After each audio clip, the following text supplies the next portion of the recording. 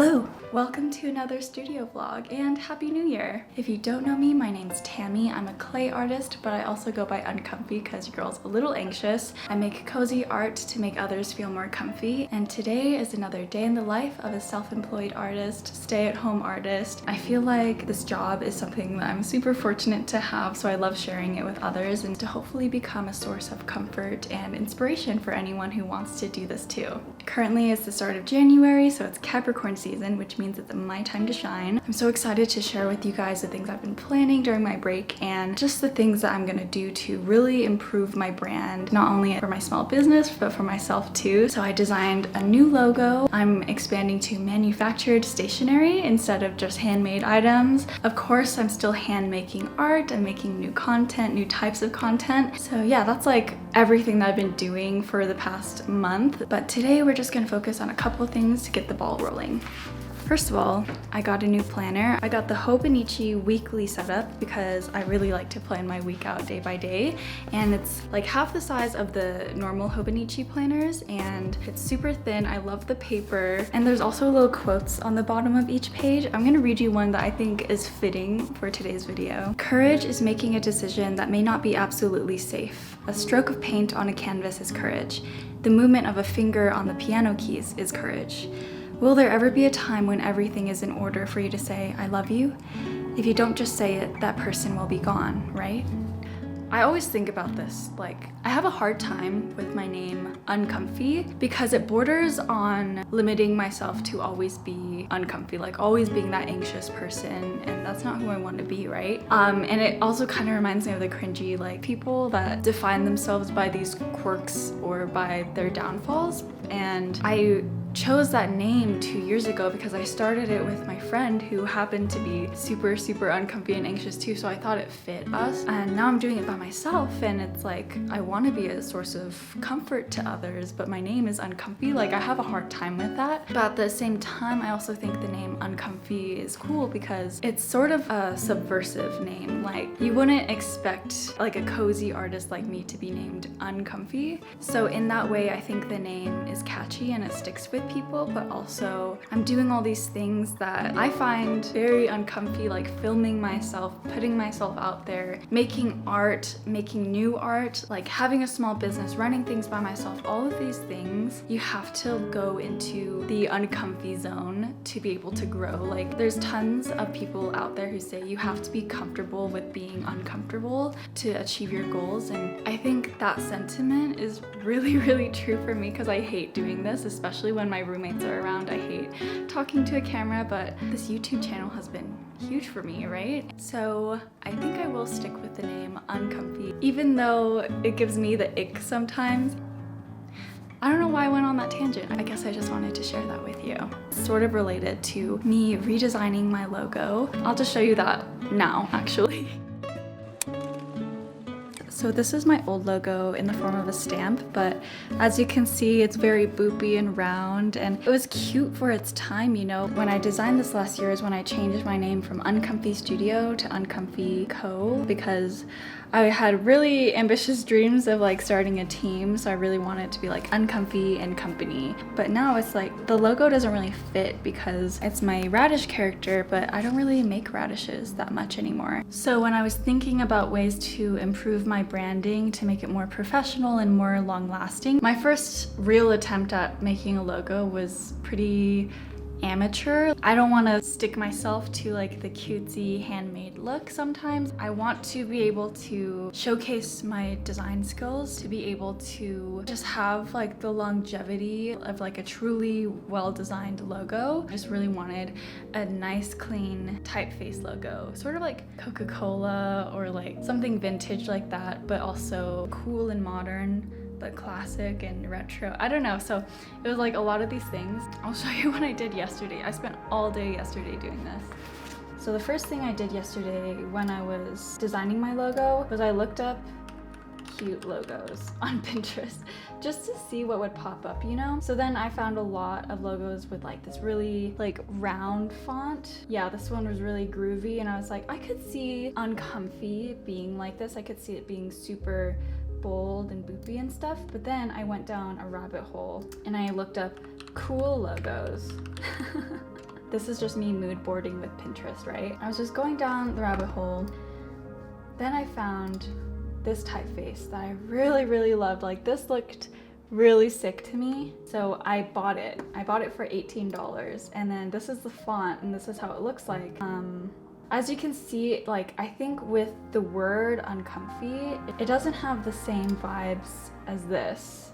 And I think it's because with the word garlic grow, all these flourishes were available for these letters. Like the C goes into the H and the G goes into the A. Yeah, so I just really wanted a trendy modern serif, but I don't think this one was it. And I experimented so much with this like sparkle in the O, but in the end I think it looks a little like a butthole. I don't know, it's just like, I talked to my partner about it, I talked to my friends, and like none of them really loved this, which is fair, but I really wanted this font to work because I bought it. And this was another font that I tried. This was cool, but I don't think it's too legible. And then eventually, after like 5 hours of working on this and stepping away from it multiple times, I ended up with this one.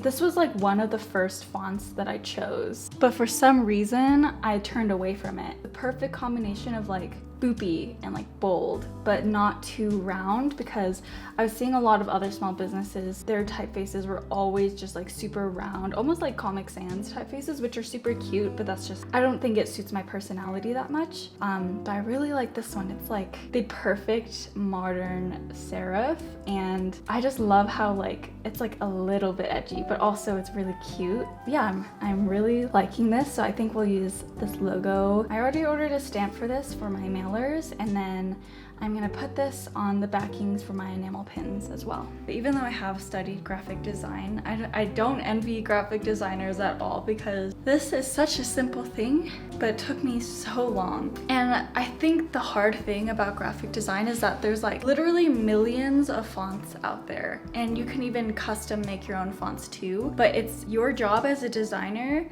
to prove to the whole world that this one font that you chose out of a million is the right for your brand and your purpose. So I think this is the right decision for my brand. This is like really what I want to be as an artist. I want to really be able to grow and expand, and yeah, I think it's cool. So I have this random piece of cardstock that came with my care card, and I want to test the size of the card backing that I want for my enamel pin. Like if this was in the middle of this, it'd be a little too big. So I'm just sort of measuring out how big I want it.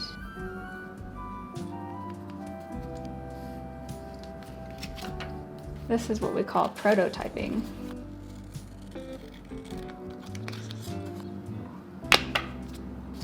So it's not completely in the center, but I think that's a pretty good size. I don't know, should I try like a rectangle to see how that would look? But everyone else I've seen who makes enamel pins, they have rectangular cardboard backings. And I'm thinking that's because when you order from a manufacturer, they offer the option to make the backings for you, and it's always a rectangular backing. So maybe I should just design a rectangular one, so in the future it'll be easier on me. Okay, so I decided that I'm gonna go for the rectangle size. Mr. Uncomfy chose the square, but as well as asking for other people's opinion, you should also be able to stick to your guns to know what's best for you. And I'm just gonna do a really simple card backing because I want to respect people's budgets, and I don't want to increase the price because I spent way too long making a piece of paper that they're gonna throw away, you know? So this is like the physical size card that I want, and I measured it to be exactly 2 inches by 2.5, and that's what the size artboards I chose, but I put it at like 100% size to really see what the card will look like and how big the words will be, if it's still legible or not, and I think it's pretty good.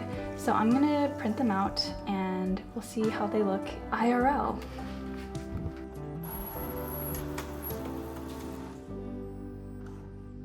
So a big part of what I do printing at home is testing how to print the colors as accurately as I can. So as you can see, the one on the top right is a way warmer, more yellow-green. That's what I intended, but everything else, these were all my first attempts and they just didn't turn out good. They're much like of a cooler green, which is cool. haha. But this is the green that I envisioned. You know, obviously it's not perfect, but we're getting closer, and I think this is good enough for a test run. Okay, I got the color right on this one. It got cut off, so I'm gonna print it again for real, then trim it, and then take photos.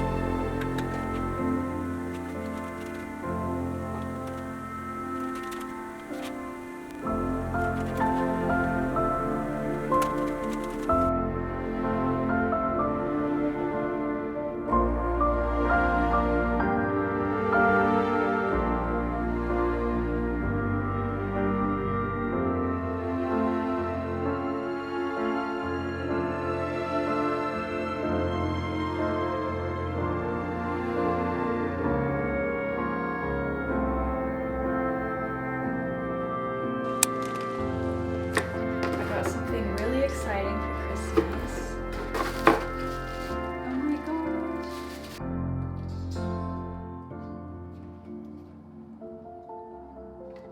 Okay, ready for this? Oh my gosh. You can even dim it or increase it. Oh, and you can control the warmth too. That's so cool.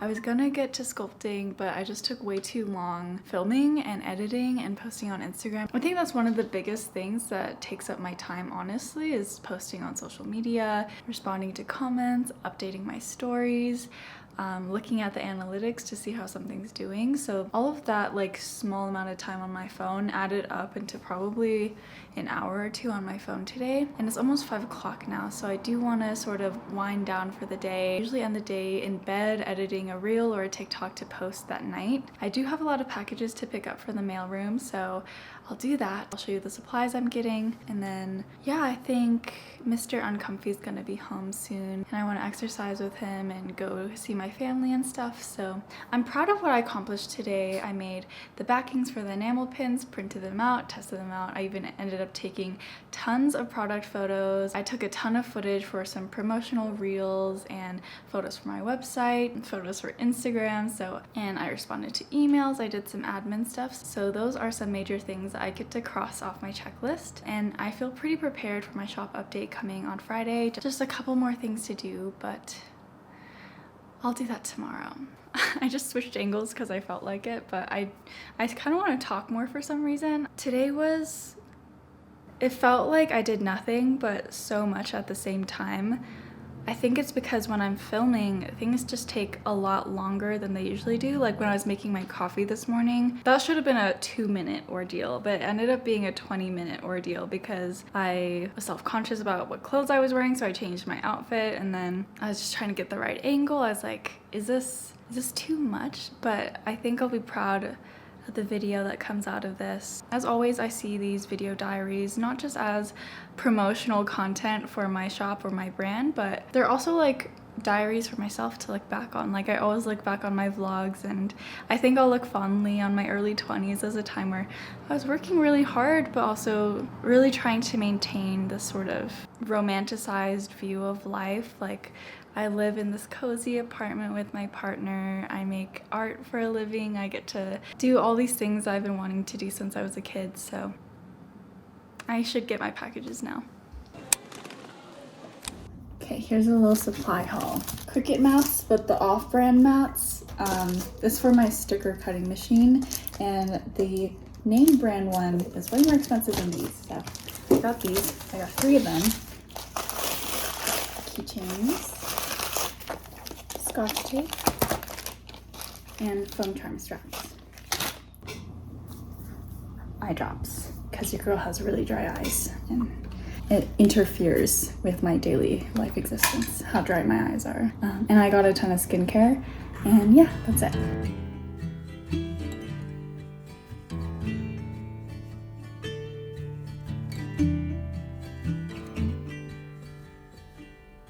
Rusty red on her shoulder, I was cleaning her shoe when it clicked on the trot over in the bright morning dew. We brushed and we braided dandelions and chewed. It was a mutual